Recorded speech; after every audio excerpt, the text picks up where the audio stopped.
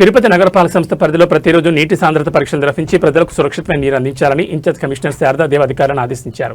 శుక్రవారం ఉదయం నగరంలోని తాతయ్యగుంట, మల్లయ్యకుంట కట్ట, గోదాదేవి మార్గం, అంకురా రోడ్ తదితర ప్రాంతాలను ఇంజనీరింగ్, టౌన్ ప్లానింగ్, హెల్త్ అధికారులతో కలిసి ఇన్ఛార్జ్ కమిషనర్ పరిశీలించారు.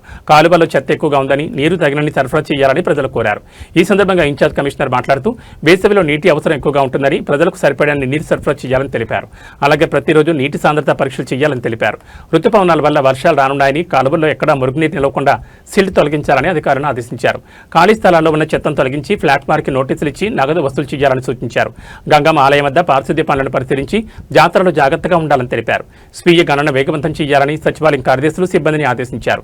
ఇన్ఛార్జ్ కమిషనర్ వెంట మున్సిపల్ ఇంజనీర్ తులసికుమార్, డీజీలు రాజు, లలిత, ఏసీపీలు మూర్తి, పార్వతి, ప్రియ, రెవెన్యూ అధికారులు, సచివాలయ పారిశుద్ధ్య సిబ్బంది తదితరులు పాల్గొన్నారు.